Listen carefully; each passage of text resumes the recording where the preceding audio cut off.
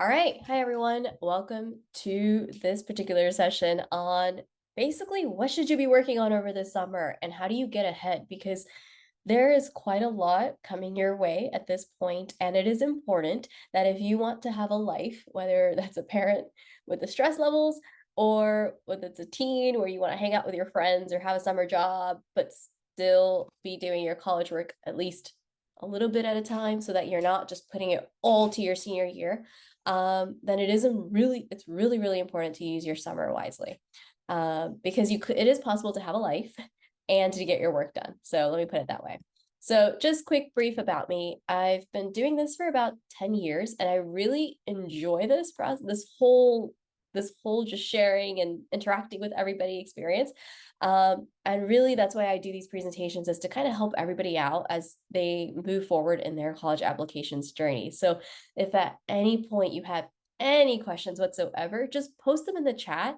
And because we're a small group, you can even unmute yourself at like a good stopping point and ask a question orally if you like, okay? And in the chat, you can post at any time. And I'll be asking for questions on the regular, so I'm not even gonna have you, it's not gonna be awkward or anything where you feel like you're interrupting. So, all right, with that said, let's get started. So today we have a couple of things going on. So we have our main topic. So we have the components of the college applications process, which if you've been to a previous presentation, the slide's probably going to look a little familiar because the components haven't changed. Then we'll talk a little bit about the timeline, but I'll see how you guys feel and the feedback I'm getting, and I might just cover the timeline at the end instead of at the beginning, because that way we'll talk about your college list, your slash university search, your recommendations. What should you be working on right now? Who do you ask for recommendations? When should you be asking for recommendations? And then just a couple things about your college essay, where to find the topics, supplementals, what are they, interviews, admission cycles, and then finally wrap it up with what should you do. Now, a bonus is that we're going to take a small break in between to play a quick Kahoot, just to see what your thoughts are on the admissions process and maybe clear up a few misconceptions that are pretty common and they tend to spread a lot due to rumors and just passing on information from friends to friends and so on. So I wanted to clarify a few of those. All right, let's get into it. So switch over to PowerPoint mode now. First up, the components of the college application. So anyone who has not heard me say this before, this will be a first time for you. Anyone who has heard me say this before, bear with me as we go through this. It'll be a quick refresher for you. All right, so first up is your coursework. Now, you've probably heard me say it before, your coursework is really the most important part of your entire application.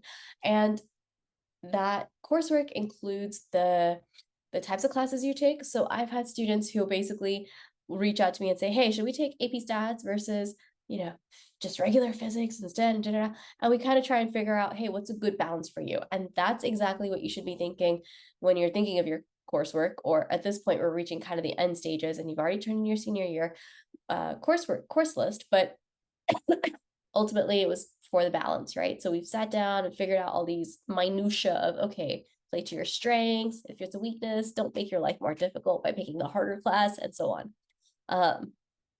Or make your life difficult if you want that challenge. But when it comes to your coursework, and by the way, please excuse me, I am a little sick, so tickle in the throat. I might be coughing a little bit too. Just a heads up. And if I do have a coughing fit somewhere in the middle, I promise I'm not dying. I'm not that sick. It's just from talking a lot. So with that said, back to topic. With our grades, so it's going to be the type of classes you take, the difficulty level of the classes. Are they honors, APs? With Barlow, we also have the advanced level, which is really just a Barlow level. High schools can add in their own tiers of difficulty if they want to. And Barlow has the advanced classes for that. Then it's also going to be, of course, the numerical values, right? So your GPAs. And some high schools, including, I know, Barlow, they usually don't give out GPAs until the end of the year. So I believe now most of you, if you're at Barlow, should be given access to your GPAs. If I'm mistaken, then please make sure you have access to your GPAs before summer starts, because that's going to play a really big factor when you're trying to determine which colleges you could apply to. So just make sure you have access to your GPA. before school ends. Or make sure that your guidance counselor has a plan to get you the GPA or at some point over the summer, okay? And then class rank. So if you are at Barlow, then class rank doesn't matter because Barlow does not do class rank. And honestly, if it's a high school policy, so if it's a high school policy, for example, that at Barlow you can only take one AP in 10th grade, and then you cannot take any AP in 9th grade, and only 11th grade onwards can you take more than one AP. Well, Wilton students can take multiple APs as early as 10th grade. So I have Wilton students, and some of them have had 3 APs in 10th grade, or 2 APs in 10th grade, and then 3 in 11th grade, and so on. So if we were to take both of their applications, keeping in mind that we have very similar demographics in the area, whether you're comparing financial levels, whether you're comparing ethnicity, and so on, we have pretty much the same blend, right? They're 10 minutes away. So compared to everything else, if everything else is equal, if all else is equal, and the Wilton students have more APs than the Barlow students do, or the Weston students do, because Weston has the same policy as Barlow, then now whose application looks better? Clearly, it's going to be the Wilton student because they'll probably have more APs on the list. Well, something to note is that if it's a university policy, such as no class rank, APs only after a certain grade, and so on, then it does not count against you. That is going to go in, and universities will be notified of that by your guidance counselor in something called the school profile. And that your counselor will fill out when your applications open up. So don't worry about that part, okay? Then after that, we have your testing. So SAT, ACT testing, congratulations. You guys are pretty much the last class that's going to benefit from this whole test optional thing. And even then, I'm sure some of you are feeling it, how some of the universities you might want to apply to just last minute switched it to test required. So you pretty much are going to be a little bit over the spectrum of you might have to submit your scores, you might not have to, but I highly recommend having a few scores on file. I know you've taken the March SAT and the scores came in for that. Maybe you took the May exam.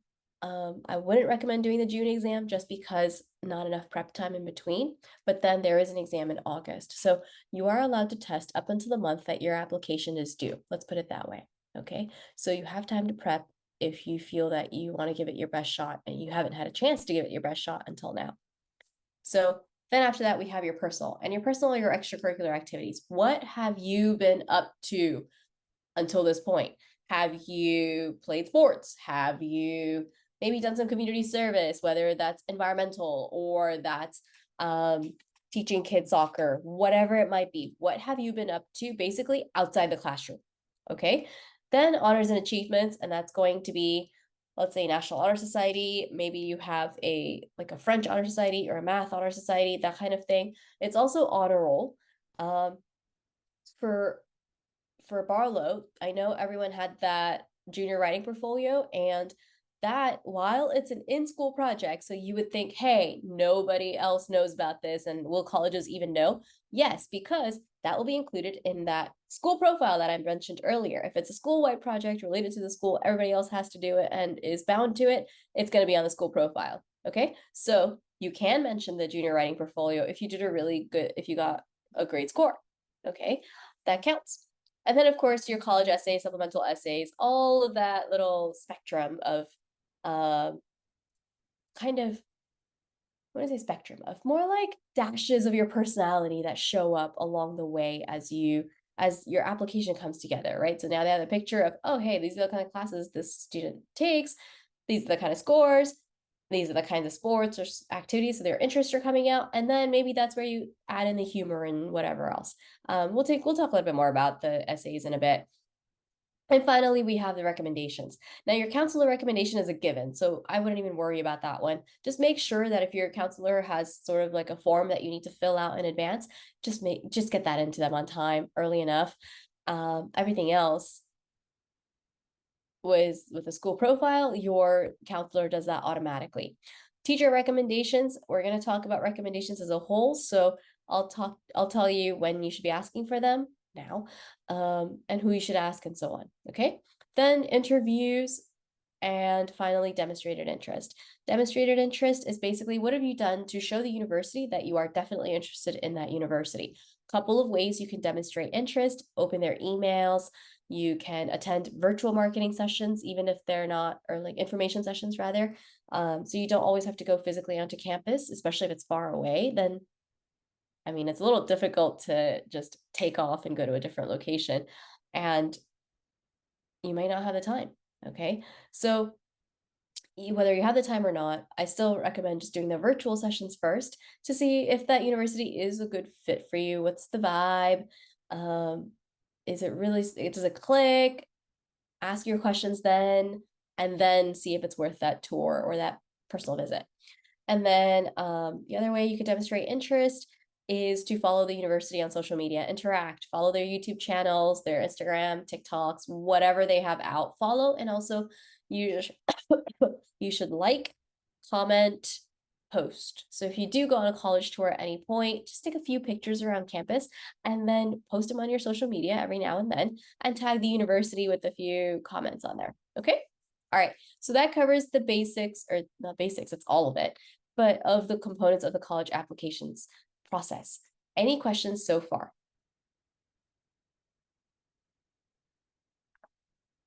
Okay. All right. Let's keep going. All right. Next up, we have the timeline. So when it comes to the timeline, we have the summer. I was able to delete a few slides because we didn't need all the previous stuff. So here is what you guys are approaching now. We are currently in May. We're about to hit June. At this point in time, you want to make sure you ask for your recommendations now, meaning as early as tomorrow, if you, well, I think everyone should be going to school tomorrow. So, yeah, so I see the question in the chat and I will address it at one of the, when we get to that section. So I got you. And then, okay, so then we're approaching this whole thing. Now you're approaching June. School year is going to close out, and is anyone here burning out, or do we still have energy? Because I'm sensing most of my students at this point are burning out, and the parents have burnt out even more because of the whole reminding them to do reminding them to do their work, or like just a little bit more, that encouragement and everything that they have to give out. It's just been the parents are ready for a break. The moms are ready for a break. And yeah, I see in the chat, clearly we're on the right track. The students are ready for a break. The parents are ready for a break, which is kind of why I wanted to do the session now, because once you take a break, you don't want to look at work again. And I want you to know what your work is and beforehand, so that when you do hit your break, you're like, that's fine. We take this much time off because after that, here's what we're going to do.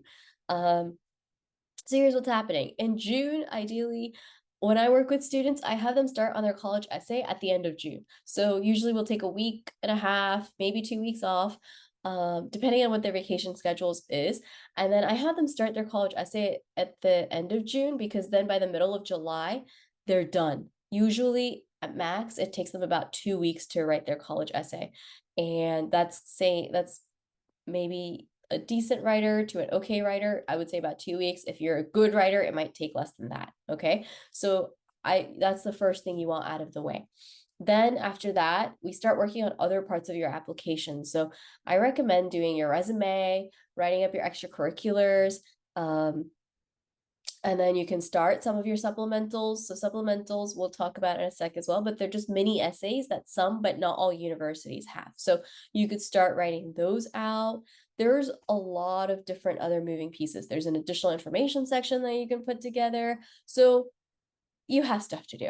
All right. Oh, and let's not forget your college search, as we have a question in the chat about the college, like picking colleges, right? Not everybody still has their college list yet. In fact, most students do not have a final college list yet. So you're still doing your college search. Maybe you're doing your tours and everything. So there's quite a few topics getting attention at this point in time. So because of that, just to systematically approach it, we start our college essays in June. At the end of June, then we start working on the other parts of the application, the resume, the additional information section. Maybe we're still doing your college searches and figuring out your college list, because what happens on August 1st is the applications open. The official college applications open. And at that point, you can copy and paste your college essay in. You can upload your resume on there. You can upload or copy and paste your additional information section. You can write up your activities on there. And you now have access to all your supplemental questions. So you can do 98% of all your writing over the summer. And while this all sounds like a lot, let me break it down to you by time. I usually tell my students, because they hear all this and they're like, oh, I'm not going to be doing anything. Like, my mom's not going to let me get a job. I've had a student, I actually recently talked to a mom, I think 2 weeks ago. She's like, my son got a job at one of the country clubs, and I'm not really, there's so much to do for college stuff. And I was like, no, it's fine. If he's willing to dedicate, I would say about 3 to 4 hours a day working on some aspect of your college stuff. Okay. So that's 5 days a week. So about 3 to 4 hours a day on your own. I'm not even saying you have to get a consultant or work with somebody else. I'm just saying carve out the time to be on your laptop to do this work. And then after that, you have the day to yourself. Okay.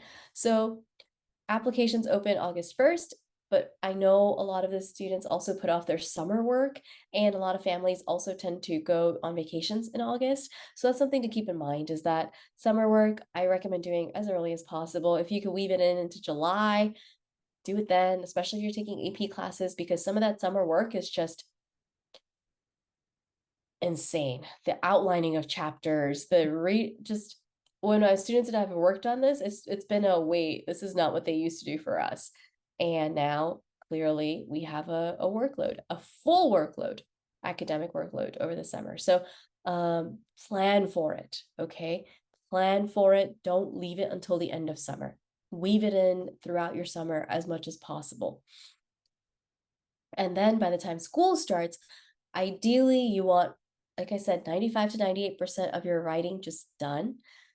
And it makes your life so much easier, because you have to keep in mind that grades still need to stay up, which means the tests, the projects, the quizzes, the essays, the classwork, homework, all of that still needs to keep going.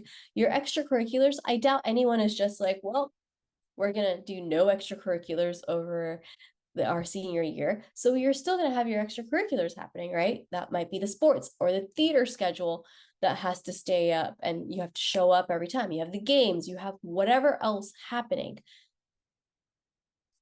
On top of all of this, think of what you did this year. How did this year feel? Because if you're like most students, it was really stressful. It was stressful. There was so much going on, whether that's academic or college search or SAT prep or whatever it is.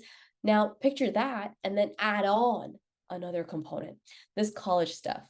Okay, which is why I said, let's get it done all over the summer, because then there's less of an effect during the school year, which is what you want, because there will always be surprises, just given what I've seen in the past decade. And that surprise could be, hey, my friend is applying to this university and I want to apply there too. Okay, great. Well, they have an extra essay or two that you need to write, your extra supplementals. You need to make sure you write a genuine essay, which requires some hours of research put into this. Do you have the time to put in genuine research, or do you want to write a BS essay? Okay, so you have to factor all that in. So there will definitely be surprises once the school year starts. So get rid of all the solid points over the summer. Now, what else is happening at the time? So you'll have college interviews, assuming your university does interviews. Then we'll talk a little bit about the different types of deadlines. And so all of this we're going to talk about in just a sec.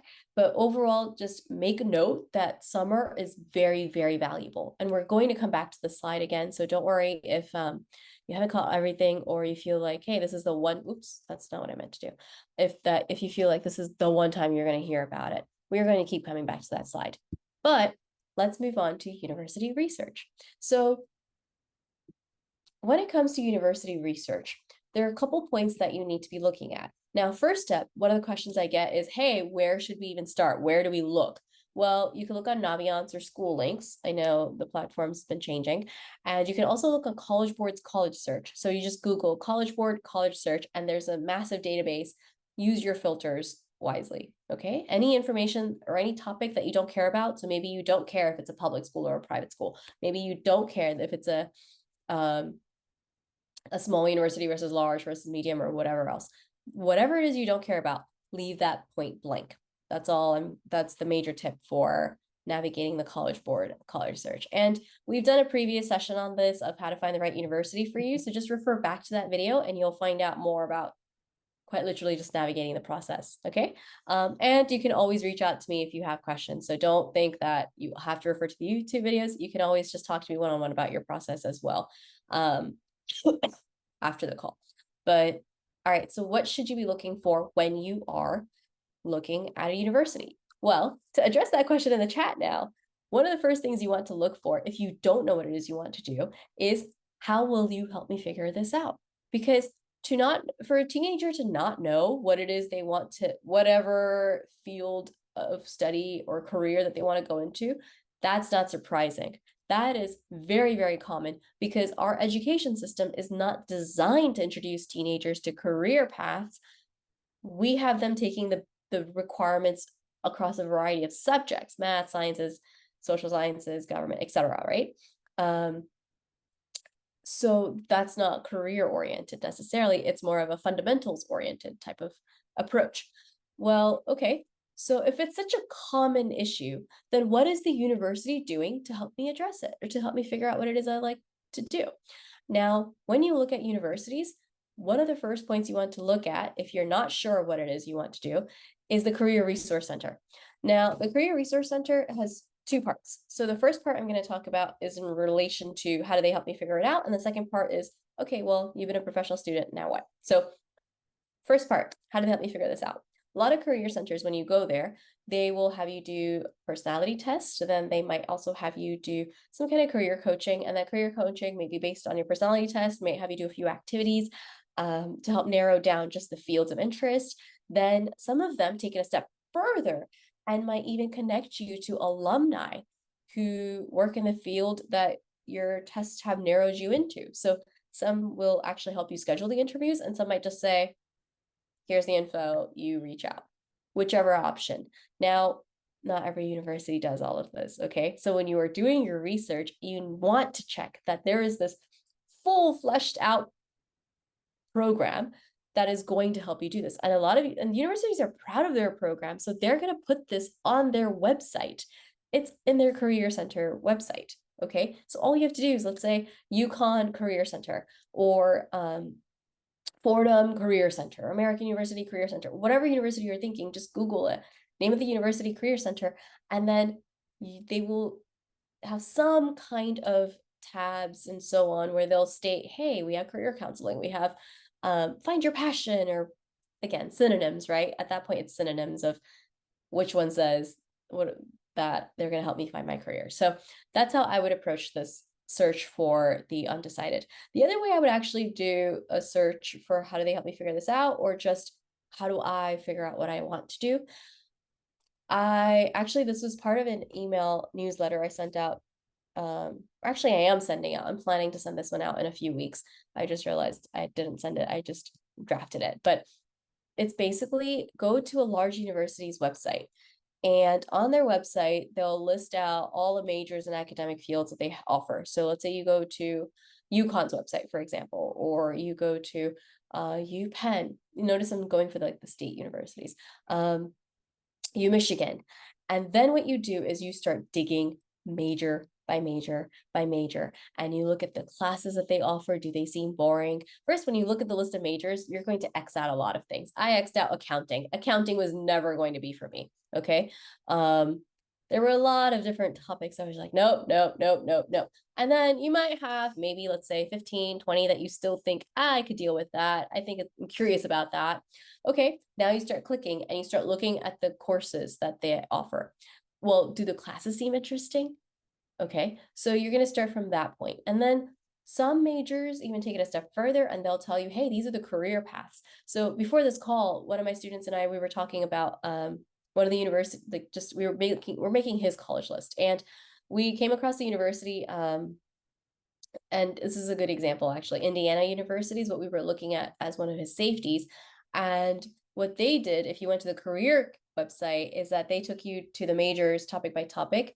And then they also told you possible careers you could have from that particular major. So that was interesting. And we're still working on the research process. So we haven't done the second part of the Career Resource Center research, but that was still an initial okay, good, we're going in the right direction, right? So that was a green flag, because there are red flags, there are green flags, and you will find them as you look more and more into universities. because there are some pieces of information you find on one university where you're like, where is this here? It's not there. That's something to keep in mind. And those are the two ways I recommend approaching the how do I figure out what it is I want to do. Again, one is look at the Career Center's website just to see what job counseling, career counseling type of thing they have available and how robust that program is. And then the second one is just dig into a large university's basically academics offerings and then see if you actually like the classes that a lot of these have to offer. You're not going to like 100% of the classes. We all have to take classes we don't like. I don't think many people want to take calculus too. Okay. Some things you just do. But do you like the majority of the classes that are in that major? Or did that title of that major just sound super interesting, but when you go into it, that's not you? Okay. And you want to check that across multiple universities because those programs also vary. Which brings me to the other point is exploring career paths and majors is if you do know what it is you want to pursue, or you have the three topics, let's say it's graphic design and architecture and maybe computer science.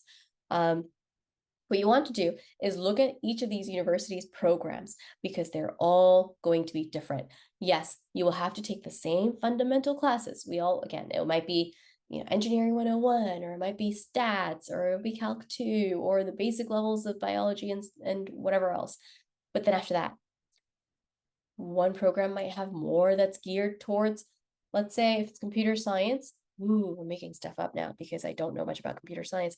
Let's say more towards hardware than software, or it might be more towards, I should have done this with anthropology. One of my students and I are looking into anthropology, but maybe it's geared more towards, let's say with anthropology, more towards Eastern studies than it is towards Native American or towards European or just a well-rounded global, right? So you want to look into the different field, just even within that same major. I promise you it plays out very, very differently per university. And that is where a lot of the red flags, green flags, and irritation is also going to come. So you want to do the deep dive research, look at the classes you have to take, look at the careers that the faculty members have had, look at the kinds of jobs and such that you could get from it, or what kind of careers have the faculty members had, as like a idea of what you could get into at some point. And then basically explore from there, what kind of research opportunities or student participation opportunities and so on, okay? All right, so that's the career paths and how do I figure out what I want to do. Now let's bring it to the actual career center part 2, which is going to be great. I've been a professional student for about 18, 20 years of my life at that point. We all start school around age 4 or 5. So yeah, about that. Great. How are you going to help me transition to a job or an internship or some kind of shadowing or some kind of career-oriented experience? Some universities, once again, they have the career counseling. Some will have their own internship and job databases. Some will have career fairs that they host every semester in the fall and spring semesters. Some will help you do interview prep and have you walk in with a mock interview. Maybe they'll help you with your resume and your cover letter. These are all points that you want to be looking for. Okay, resume and cover letter are like the bare minimum that you need to expect. All right. Then, of course, look at the other stuff. So keep in mind, university is going to be fun. It's going to be a blast. But we're also there for academic purposes, right? Or just making sure we have a whole life experience purposes. So first, look at your academic writing center tutoring resources. What's available? What kind of tutoring center? Is it paid? Is it free? Then look at all the programs available. So we have study abroads. Cool. Where do we go? Especially if it's study abroad for a particular major. That's cool. Study architecture in Florence. That sounds kind of cool, right? Right city, because they have really great architecture. I haven't been there, but we had to study that for art history in 10th grade. But they have really great architecture. It kind of makes sense. They have a long history. We get to go there and study. Okay, but then are you also in a study abroad where you're just taking a language class and maybe a fluff class just so you could be in a different country? Pros and cons of both. Co-ops are, to define them, basically programs that allow you to take, it's just, co-ops allow you to take a semester off to work in the job or the career that you are studying in, right? So at that point, if you are studying in, let's say, computer science, or one of my students who's doing cybersecurity, and basically when you do a co-op, the university helps you find a job placement. You are taking a semester off anytime after freshman year, and ultimately you're working, you're earning money, and you're gaining practical experience. So you've been doing all the theoretical stuff in school, and now you're gaining some of the practical experience. Okay, so that's what co-ops are. And then of course, make sure you look at student life, the student organizations. If you're interested in a certain club or certain activity, ping pong, table tennis, whatever it might be. I've had a student who did, and we were looking at some of the student life stuff, and he's like, there's no ping pong club. And my question to him was, okay, well, would you be willing to start one? Because a lot of universities will let you start organizations if you have the number of, you have enough people interested, but now you got to be in charge. And is that a responsibility that you want? If so, go for it. If not, then is that a make it or break it? Right? How important is this to you? Can you find this particular interest somewhere else? So all the whole picture. And then make sure you're looking at mental health and disabilities. I've had a lot of students, one or two students at the moment who are really working on their anxiety or depression, ADD, ADHD, and even throughout the years, they've had students who might have had different in cognitive function because they were born prematurely, or it might just be whatever it might be, dyslexia, dyscalculia, yes, whatever it might be. Just make sure you're aware of the resources before you walk into that university and find out that, ooh, that's not really available. We thought it might be because this is such a large university, or this is such a ranked university, or whatever it might be. But no, you don't have what I need. So now we have to make sure we privately organize whatever it is and take a few extra steps to make this work. Again, be aware of what is available to you, even if you never plan to use it. Okay? All right, any questions so far?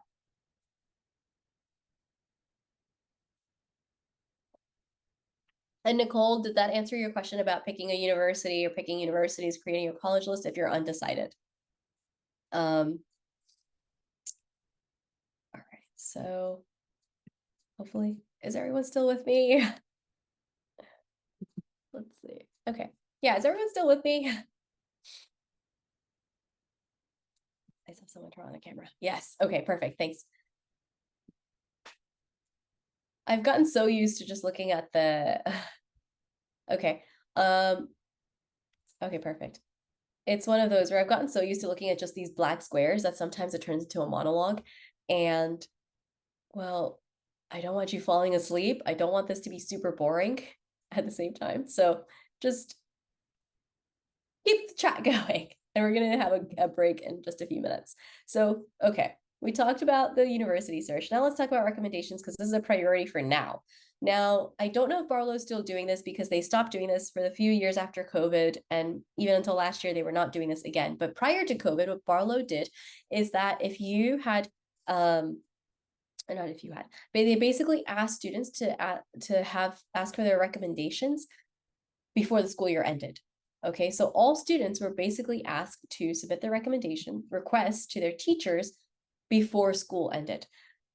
Therefore, your teachers would have, yeah, so that way your teachers would have like your entire summer to write their recommendations. Now, whether Barlow is doing that again or not, I don't know yet. This year my students are more Wilton, Weston, but what I will say is whether Barlow is doing that or not, I recommend that you ask for your teacher recommend. Oh, they are perfect. Okay, so they're back on the asking teachers for recommendation. Perfect.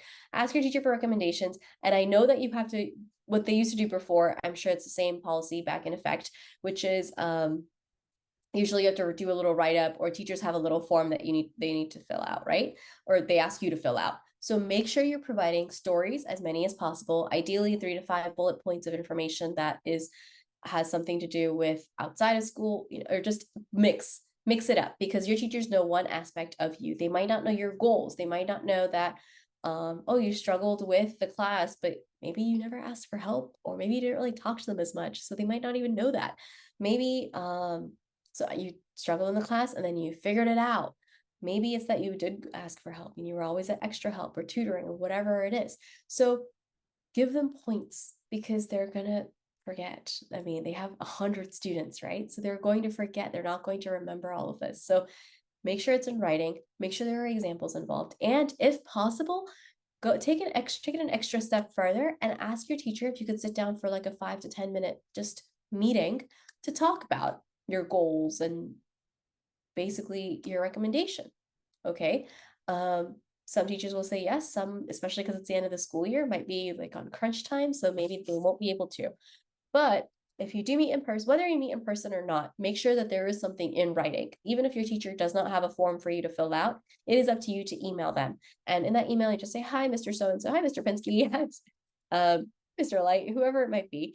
Thank you so much for agreeing to write a recommendation for me. Really appreciate it. Because I know that you have so many students and you may not remember everything that has happened with me this year, I just wanted to give you a few points to help jog your memory, or that points that might help you write my recommendation.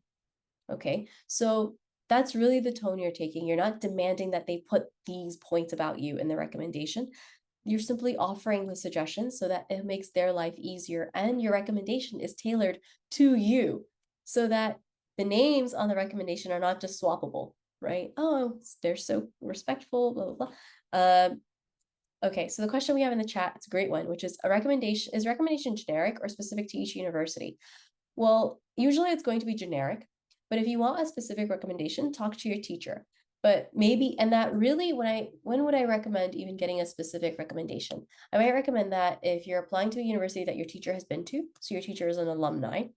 I might recommend that if, I think that really would be the only time, because otherwise, let's say you ask your AP bio teacher, so let's say you ask Mr. Light to write a recommendation for you. Well, he's going to be writing about your science, interest in science, or whatever it might be, right? Well, if you're applying for a science major, then no matter which university you're applying for a science major to, his recommendation goes to, it is applicable to everybody. Does that make sense? So because subject and the major matched, it wouldn't really matter, but really the specific really comes in if it's a teacher who has a background at that university or is an alumni member. That's really the only time. Other than that, a generic is all it's going to be. And you're not going to see your recommendations, so keep that in mind. They will be uploaded into the middle platform, and I believe, has Barlow switched over to School Links, or are we on Naviance? I don't mind either way, because I know Weston has switched over to School Links. I believe Wilton is still using Naviance for one more year, and then they're switching over for the next year. So whichever platform, but your recommendation will be uploaded directly to that platform. All you're going to see is that it's been uploaded. So you know it's in, which is good because now you don't have to keep following up. So you know it's in. You don't know what it says. You can't click on it. And then it's just going to, score. Okay. Thank you for that. Yeah, I think people are starting to step away from Naviance now, but and I need to write down score because we already have School Links in Weston, now score, and many programs going around. But ultimately, when it comes to your recommendations, Score, Naviance, School Links, all of these platforms are middlemen. They collect your grades, they collect your recommendations, and then they connect it to your application. So all of this happens without you ever seeing your recommendations. Okay. Okay, so do you need to tell your recommenders if you're planning early decision, early action if you haven't decided, since that affects their timing? At this point in time, you don't have to, because chances are you might not even know which one you're doing early decision, early action on. But the point of asking now is that bringing us back to, let's refer back to the timeline actually. So that's not it, but it's a few slides down and I'm jumping. Okay, so bringing us back to the timeline, what you're going to do is you ask for recommendations now, then August hits, applications open. Around the second week of August is now is follow-up time. So at that point, you can, again, second week of August, I would say, hi, Mr. Light, Mr. Uminsky. Just wanted to follow up, make sure you had everything you needed to write my recommendation. Also, just a heads up, I'm thinking of applying early decision, early action, so my deadlines are November. Now, know what you're doing is you're giving them ample time still, okay? You said August, made sure you mentioned it in August. They have a couple months, even if they hadn't had a chance to write it here, they still have time. And then after that, you can follow up every 2 weeks. Usually the teachers are pretty freaking amazing at getting the recommendations done around mid-September-ish, but if not, just follow up every 2 weeks until school starts. And after school starts, or as your deadlines, basically a month before your deadlines, then you want to follow up every week if the recommendation is not in yet. Just a quick check-in. You're not going to get on anyone's nerves. Just a quick, hi, I wanted to drop in, and just make sure that you have everything you needed, type of thing. But don't be annoying or aggressive about it. Just a reminder, I know you're busy. Okay, so again, asking now, not bothering anybody about anything, and then you're just following up in August. So still plenty of time. A lot of early deadlines tend to start in November. Okay. Any other questions on that? We're jumping back to the recommendation slide. Okay. All right. So that's recommendations for teachers and coaches as well, because coaches should also be able to upload, since they're school affiliated, they will also be uploading their recommendation onto Score, Naviance, School Links, whatever the platform you're using is. After that, you want at least one or two other people, and other people could be your, again, coach, could be community service directors or job supervisors. Forgot to put that one in there. Friends, peers. I know you think that's crazy, but there are some universities that actually ask you for your peer recommendation. That's because they want to see, hey, is this person going to fit in with our student body that we have here and that we're trying to create here? Or are they going to be miserable here? Okay, so yeah, they do ask for peer recommendations, so on. You can ask your clergy person. And really the most interesting recommendations are from people who are not the expected. Because keep in mind that an admissions officer has spent hours and days going through all this paperwork, reading recommendations. You're not going to ask for recommendations for someone who's going to write something bad about you. So from a reader perspective, they've just spent hours upon hours reading like a good stuff, really, about all these thousands of people. So, and it's going to be teachers, coaches, and so on, all the expected. So the most interesting recommendations that an admissions officer I've heard say is they come from the random. They're like the janitor of the school, or maybe the barista at the Starbucks or coffee shop that you always go to, or like a friend, or someone who you just like plot twist, right? Somebody who sees you, but sees you from a different angle. And also the recommender, the reader's not expecting that, like the janitor? Really? This person wrote, this is the person that the student asked for a recommendation? That's kind of neat. That's different. And it kind of makes them wake up from that fog of constantly reading the good stuff from the expected people. So think of somebody random and make sure you have an actual bond with them, because you don't want a generic weird recommendation or like a empty one paragraph recommendation. So somebody you might have built a bond with over time, and then maybe schedule a 10-minute talk time with them to give them content for recommendations and ask them to write a recommendation.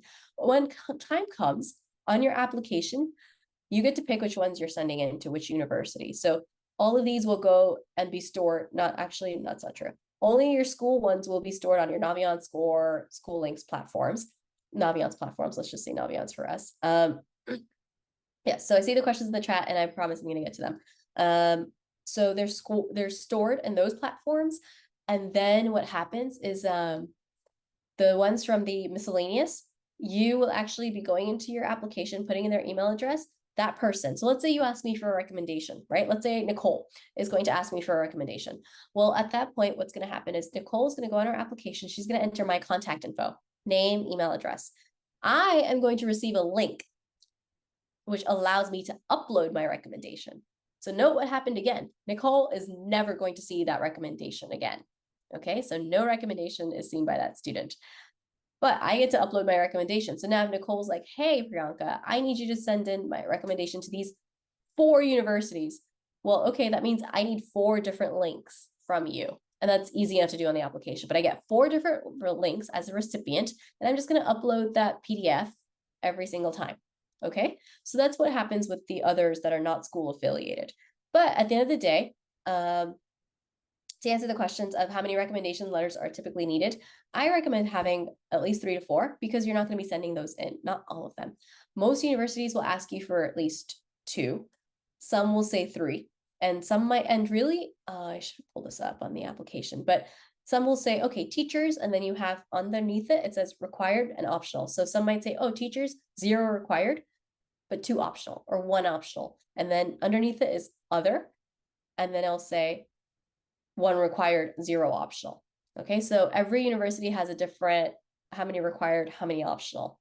So based on that breakdown, but you do not want to ever send in more than 3 recommendations. At that point, it seems like you're compensating for something. So even if you could, and the options are there for you to send it in, do not send in more than 3. And no, I am not counting the guidance counselor's recommendation in that. I'm talking independent of the guidance counselor.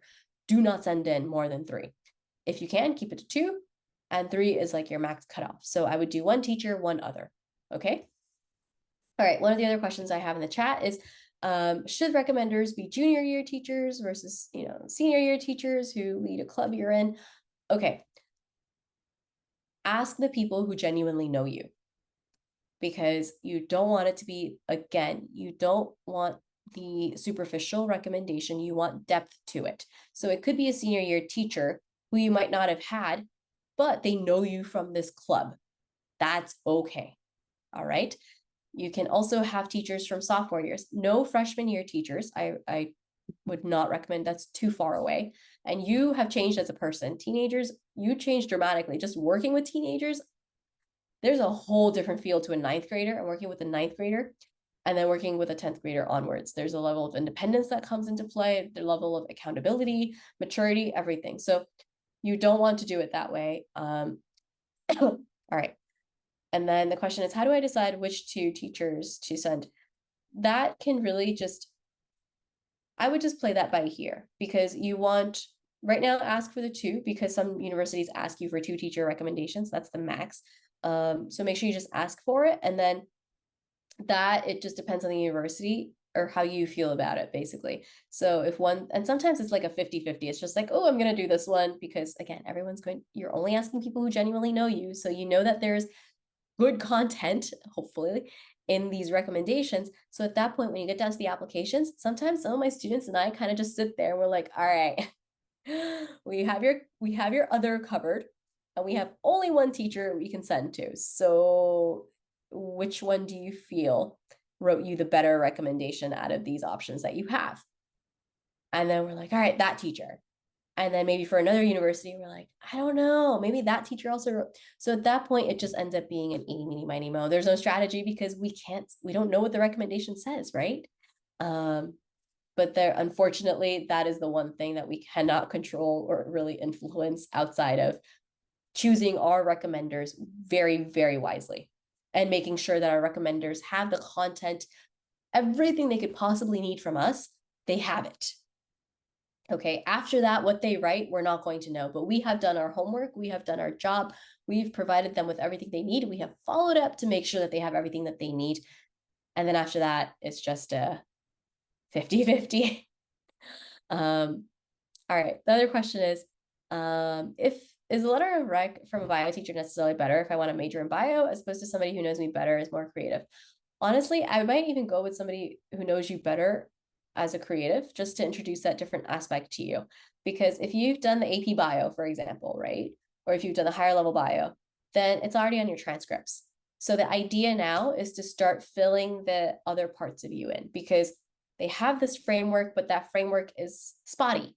You have some idea of their grades. Oh, cool, they took AP bio. Maybe it's because everybody in that school took AP bio, or maybe it's because this kid is interested in biology. But you might be already picking a biology major to apply to, so they'll make that transcript connection. And maybe in your college essay, you might talk about why you want biology is of interest, not the whole essay, maybe at the end or something, like 3 sentences. Or it could be the whole essay, depending on how deeply you feel about that topic.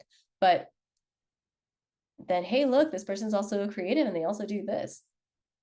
So I would ask a recommendation from both, and then depending on how your essay plays out and how other parts of your application play out, then we want to say, okay, did we actually hit the spots? Did we cover the fact ever that you were creative? Oh no, we didn't, because your college essay ended up being about biology. Okay, then maybe let's send in that recommendation that has to do with creativity instead. Okay, so you're kind of trying to plug in the many holes to paint the picture of you as best as possible. Okay, any other questions on recommendations? Can you request from more than 2 teachers? Yeah, honestly, sometimes I say request from 3 teachers, just so you have that one other kind of backup. But you will only be submitting 2. because universities don't really require it, but now your eeny, meeny, miny, mo just turned into one more option. So just, yes, I usually recommend having 3, but I put 2 in as the standard requirement by applications.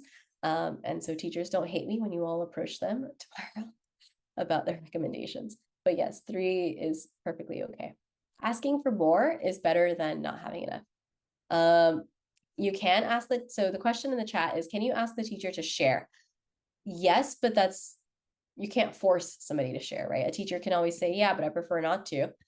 That's completely on them. So usually with friends or community service directors, outside of school people, they'll usually give you the PDF and say, hey, here's what we wrote. Let us know if you want to if you don't want us to make any changes. But teachers usually have their own process just because they're so used to writing the recommendations and because they have so many people that ask them every year to write the recommendations. So just something to note. Okay. All right. Any other questions on recommendations? Because next up we have college essays. All right. So college essays. I'm surprised I'm not coughing yet, and I hope I did not just jinx myself when I said that. All right, college essays. So all the fun stuff that you've been doing outside of the classroom comes into play, and hopefully is what you share, or not all of it, because that's part of your extracurriculars, but some aspect of that, hopefully you decide to share in your college essay. Now, what is a college essay? College essay is basically a 250 minimum to a 650 maximum word essay about you. Now, before I dive into some of the topics, just a heads up on the word count. If you have 249 words, this application will not let you submit that particular application, right? If you have more than 650 words, the actual application box, the text box, will cut off anything more than 650. It's been a fun adventure working with students on their college essay and being like, we're 3 words over. Which words out of this essay that we've been working on and tapering down from like 700 words or like 800 words to get to the 653? Now what can we sacrifice? And it's crazy because some students get so excited. They're like, I found it. I found this word. I found this. But it is a different kind of adventure to try to get your essay to match the word count. Most students, I have the issue of going over instead of under. But it's just make sure you're within that word count because everything else will be automatically deleted.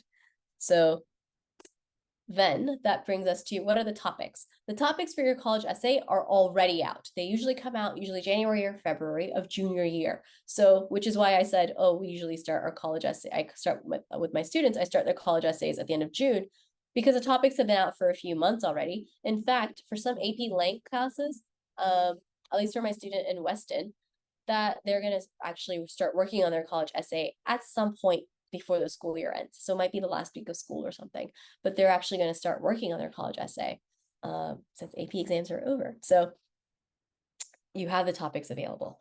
Topics, it's usually the same 7 prompts every year.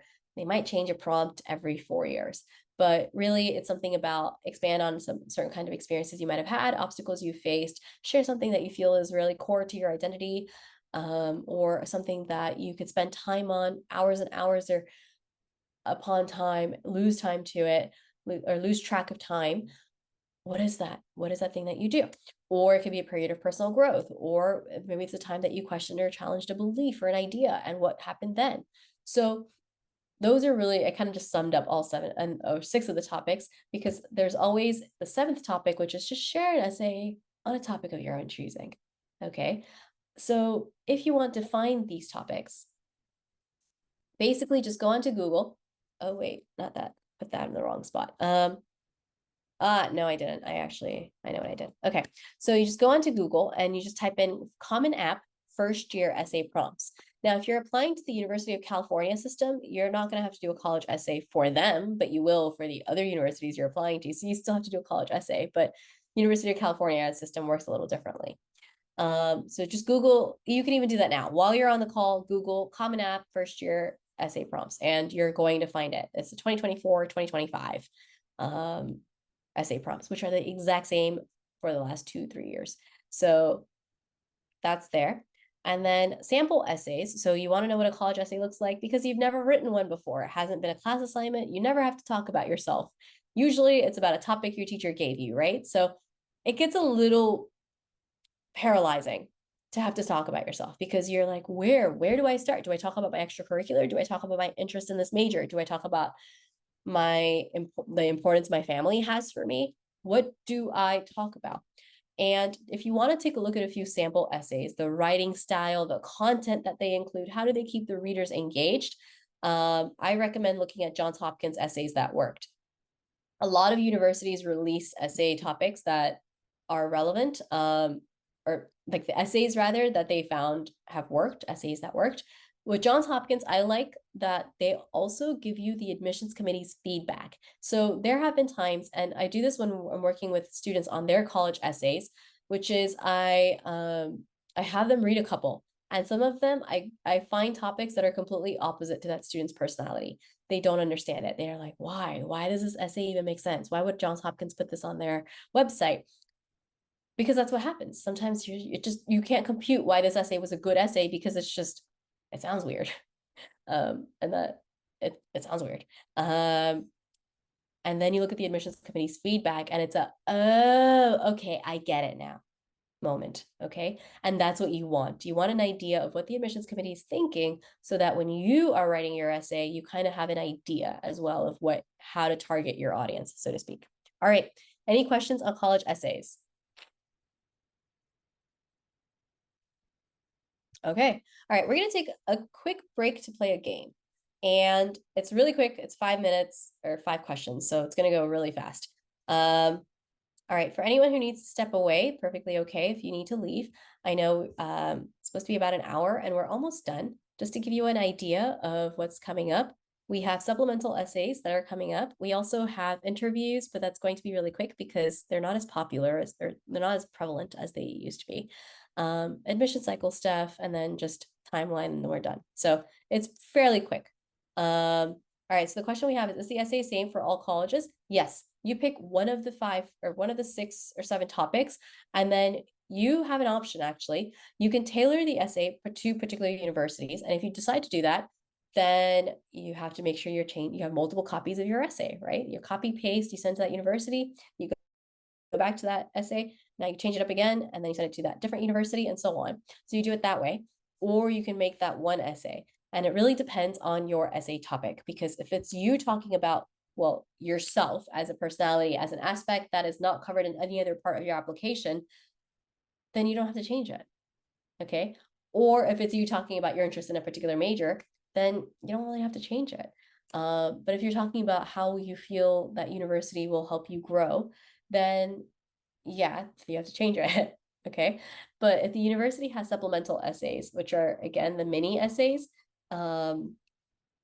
if they have the why us as one of their questions, then you're already talking about why is that university, or how is that university going to help you out or help you reach your goals. So you've already mentioned basically connecting yourself to the university. So you've already mentioned it, which means in your college essay, you don't have to.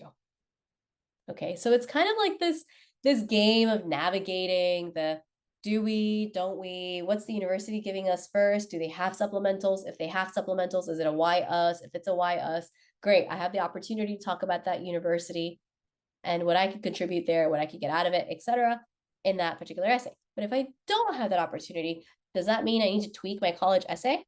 Right? So it's like a dance that you kind of have to do. Same thing with the recommendations. Like, how do we pull all of this together to make this perfect package from all this information that we have? All right, so back to supplementals. So supplementals, we said, were mini essays. Now, a university can have, first of all, random questions for these supplemental essays. Some of them will say, oh, here is this entire paragraph of what our university stands for. Pick a line in there that is most meaningful to you and write 250 words or 300 words about it. Some might say, if you could be an object, what would you be and why? So they get pretty creative on these.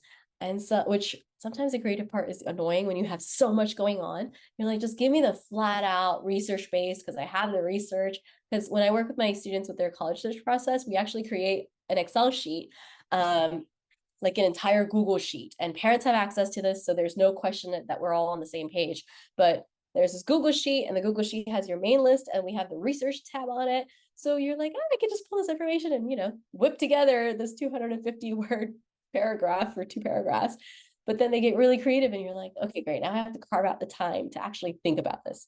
So it varies by university. We have no control over it. Now, some universities may not have any supplemental essays. They might have 1, 2, 3, 4, 5. And same thing goes with the word count. I was actually pretty flexible with the word count here when I said 500, because some have like 700 word count, or we'll do the full, like, hey, you have another college essay equivalent, 650 word count. But most commonly, I have seen between 150 and 250. So 150 is about a paragraph and 250 is about 2 paragraphs. And sometimes that's not even enough space because you've done all the research. There's too much you want to share. So it's a good problem to have. Okay. All right. Next step. So resources for the supplemental essay, because we talked about your college essay resources. Now, resources for your supplemental essay, the college application itself, whether you're using Common App, whatever other application, there's a different presentation on the different kinds of applications, because as you see with timing, or the university's website, which university's website is maybe where you want to go if you're looking for the topics in advance prior to August 1st. But as I said, there's enough to occupy us before August 1st that when August 1st hits, you have access to all your applications, supplementals. So now you can get writing those. Okay. All right. By the way, please post questions in the chat whenever, if ever they come up. I am just, with respect to time for you, because now I'm feeling fully awake and apparently I'm not even coughing. So this is going really well. But if if you have questions, just post. I'm just going to speed it up a little because we're almost there. So we're almost there, like right here, the slide right after this one. All right, so interviews. Interview policies vary by university. So some universities absolutely require every applicant to be interviewed, and that's going to be means you don't have an option. You have to prepare. Then you have some that have the, oh, if you've only gotten to a certain tier through our, filtering process, then we'll interview you. So, okay, we've done the first batch, weeded out a few people or picked out a few, narrowed down. To help us narrow it down further, we're just going to interview you to see what your vibe is, basically. And then the other one is just, it's optional. So if it's optional, then I highly recommend doing it. In fact, in any part of your application, because some universities will even say, oh, supplementals, we have an optional supplemental for you. No. There is no such thing as optional. If they say it's optional, they're filtering. They're looking to see, hey, who is willing to go above and beyond to turn in the work, to do the work. Okay, so no. There's no such thing as optional. Most students, when they look at optional, are going to skip over it because also, unlike hopefully everybody on this call, most students are going to wait until the school year starts when they have everything else going on to work on their college application stuff. So they're already running on crunch time and they can't put in their best effort. And yeah, at that point, optional is just extra work they have to do that they don't have time for. Okay, don't let that be you. So anything that's optional, whether that's supplemental, whether that's an essay, whatever it is, you make sure you do it. If it's 2 essays, then you do it. Okay. All right. Then format, it could be in person if the university is close enough. Otherwise, the most common that's happened, particularly, it used to happen even before COVID, but now it's video has become more common, Skype, Zoom, Google Meet, that kind of thing. And then alumni. So if there's someone who used to attend that university and has now volunteered to interview potentials, then that person may be willing to meet with you. So I've had students who met with their with the alumni members at like the Fairfield Library, or some have met at the Wilton Library or at Tuscan Cup or so on. So anywhere locally. And you might even find, especially with a town this size, that it might even be like a parent of your friend or a classmate or something. All right, questions. So, okay, here's where I want to differentiate. A good interviewer is not going to ask you any of these questions. They're just going to ask you, tell me about yourself. And then it's going to feel like a natural conversation based on the stuff that you've said. Okay. So a good interviewer, it's not going to be this rigid, tell me about yourself. What do you like about this university? What are your strengths and weaknesses? All of this other stuff. It's just going to feel like a natural conversation. You might even end up talking about what you did this past summer, or something about your extracurriculars or your academics or your whatever else that's going on. Ultimately, they're just trying to get a feel for your vibe to see if what's happening at the university would, again, be a good fit for you, or if you'd end up miserable there. Now, an inexperienced interviewer. So I've had students who've been interviewed at universities by current students at the university, right? So that second year a sophomore in college, and they are not as experienced. So they might really be just looking online for this list of questions to ask in a college interview. And they're the same questions you might find in a job interview, but you replace company. Why do you want to work for this company? Why are you interested in this university? No matter what, you want to be ready for that. Okay. Make sure you've done your research. And this is something I cover with my students in their college research process and college search process when we're making their list. But from your end, just make sure you've done as much academic research, all those points I mentioned in the university research aspect.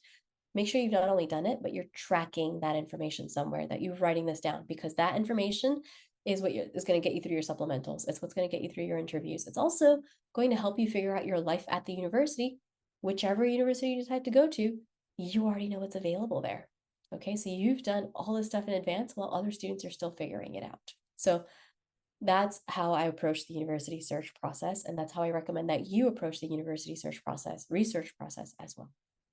All right, final point, which is admission cycles. So earlier somebody mentioned, hey, what do you about if you're applying early, not applying early? So let's talk a little bit about these cycles. First step, we have early action. Early action is my preferred one, which is it's not binding at all. You're simply submitting early, which is a way to show demonstrated interest. Okay. And usually students find out if you apply early, you find out usually mid-December before the holidays, or at the very latest, mid-January. Mostly it's mid-December, but there are a couple outlier universities that prefer to just release their decisions in January. Then if you're early decision, so I remember as early action is acted, I am so on top of my work, I acted early, I'm just going to submit my stuff. Early decided is I have decided I am going to attend your university. So that means it's binding. Okay, that's why I have decided. So I put that strong word to it, that strong tone, and that's how I remember it, because otherwise they all blend together. So binding, meaning parents, if you're on the call, once your teenager hits that submit button, you will receive an email based on whichever parent's contact info the teen put in that application. You'll receive an info that's an email that is basically a contract. And that contract says, hey, if accepted, you're committed to attending this university. You're also going to pull your application from every other university. Okay. So ultimately, if you've applied to other universities in that time, which chances are you have, then they're just going to say, hey, you have to email those people and withdraw your application. That's what that contract states. Also, you can get out of a binding or an ED if there's some kind of extenuating circumstance. Somebody, let's say a family member lost a job, or somebody prior in major income source, whoever that was, lost a job, maybe there's a medical condition, whatever it is, then that you can get out of it. But it has to be something a little bit bigger, right? Otherwise, it's annoying to try and wiggle your way out of the early decision. So be careful where you apply early decision, because also you're not guaranteed financial aid if you apply early decision. These decisions come out also usually around December, which is before the financial aid has been processed. So just be aware of that when you are applying. In fact, I don't recommend applying early decision if you don't think you can pay out of pocket to a university. Okay. And of course you have regular. Those deadlines tend to be, right. So for early decision, now let's actually go. So we have early decision, regular. Let's talk about these three on the actual timeline, because we have a couple of things to mention. So early action, generally deadlines tend to be November 1st, November 15th, and you find out mid-December to January. Then early decision deadlines also tend to be November 1st, November 15th. And you also find out usually in December before the holidays. Max if the university is pushing it, then in January. Now, here's the thing.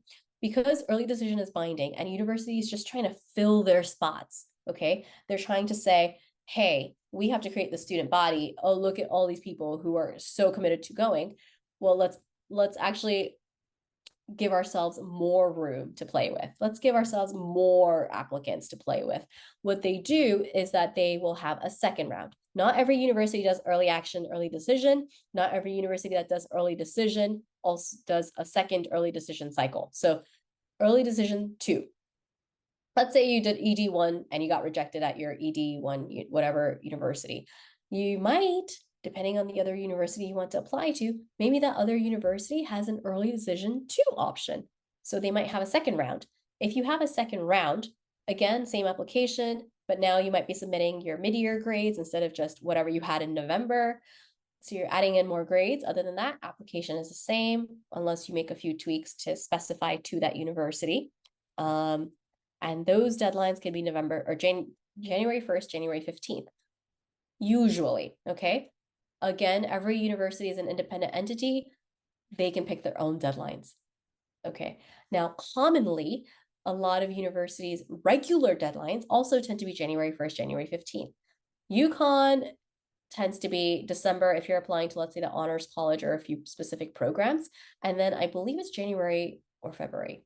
They kind of tweaked the little things, but it's somewhere there. So again, every university decides for itself, which is why deadlines are something you have to stay on top of. All right. And finally, I don't want to go back a slide. Just actually, you know, why not? So rolling admissions. Rolling admissions means that it's an ongoing admission cycle. So let's actually turn back to the timeline for this. Ongoing admission cycle means the university will say, hey, we open our applications, let's say August 1st with everybody else. Between August 1st and March 1st, you are allowed to submit your application at any time. We will let you know 4 to 6 weeks after your application has been submitted as to what your decision is. So if you submit in October, you'll find out in November. You submit in November, you find out in December, and so on. And if you are interested in a university that has rolling admissions, of course, apply early when most of the seats are open, as opposed to waiting to hear back from all these other universities and then deciding that, ooh, let's do that rolling admissions one. Okay. But those are the 4 major ones. There are a few like weird ones thrown in there, but these are the 4 major deadlines that you're going to come across as you do your search. Okay. All right. So then other stuff. College interviews we talked about, but now let's put them on the timeline. Most interviews will start around September, October, depending on registrations will open, but then, and you know, universities will start. They might continue until January, but registration may close in November or December if it's an optional interview type of situation. So if the spots fill up for the optional interviews, then they filled up and you missed out. So just make sure that you're on top of that piece of information as well. We mentioned the early decision, early action deadline stuff. Regular decision cycles, they usually get released any point, like I said, or any decisions, January and really March, because if you did early decision, early action, you're finding out earlier. And then rolling admissions, you might find out earlier. And then everybody else is usually around March, April. So it's like, that's where the anxiety kicks in. That's where we get a lot of panic, a lot of, oh my God, we're not getting the money we need. We got into these universities, but they're not offering us the financial back. That's all happening here.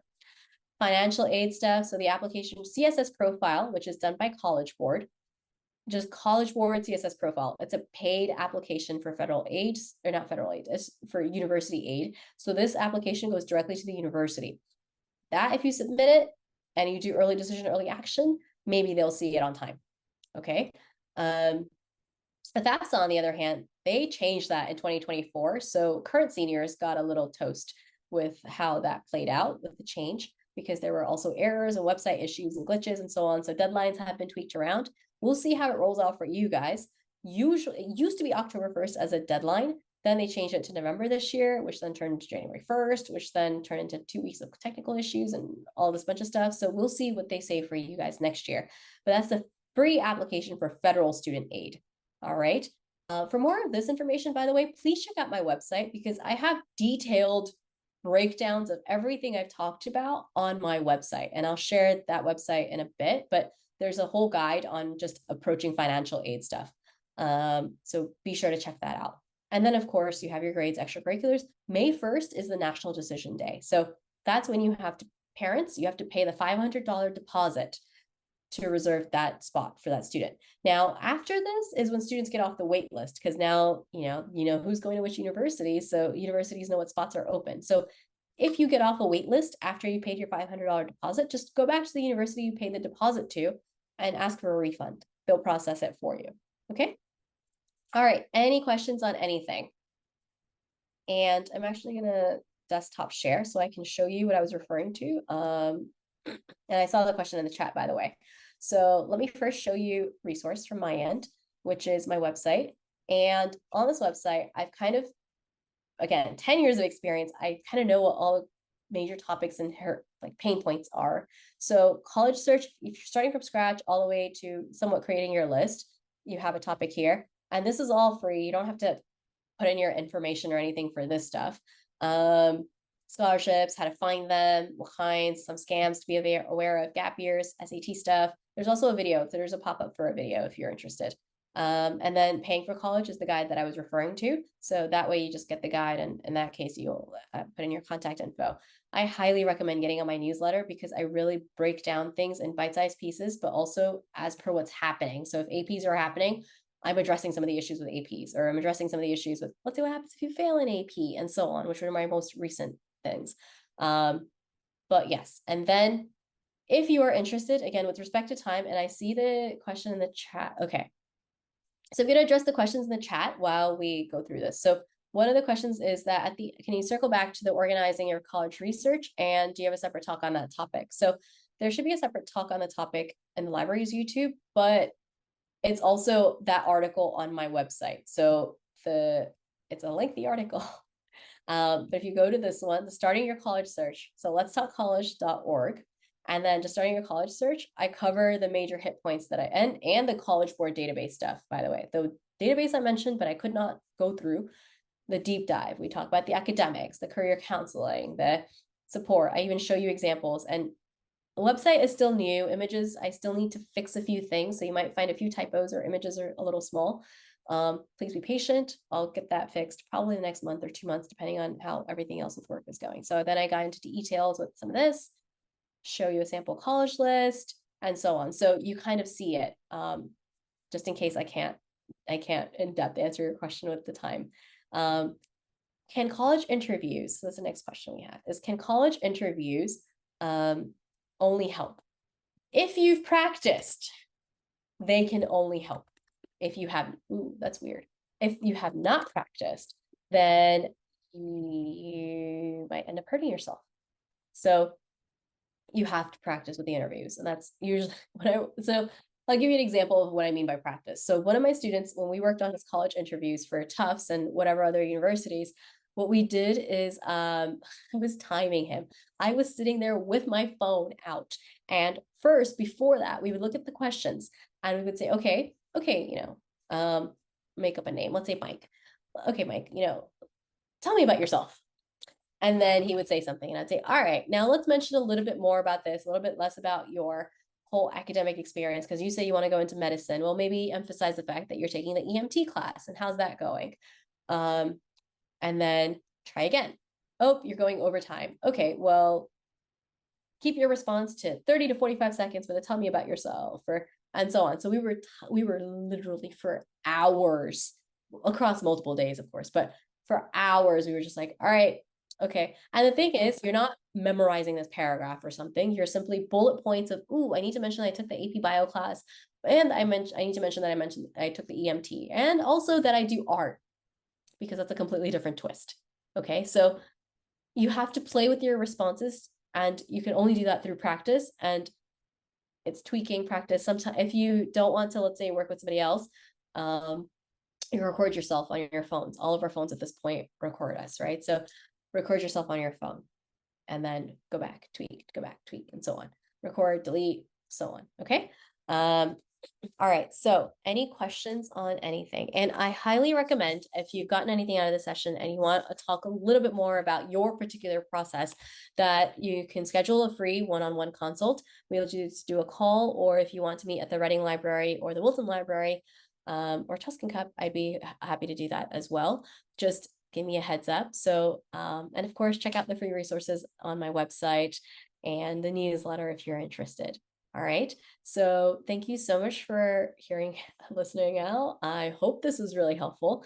And I hope the Kahoot game is my first time trying it out in a presentation, but I thought I don't want this to be dry and boring. So I added that in as well. So if you're looking to delegate, or if you're looking for just getting more information in, then I recommend just doing the free consult and then taking it from there. All right. Okay. Thank you so much and have a great evening. Bye, everybody.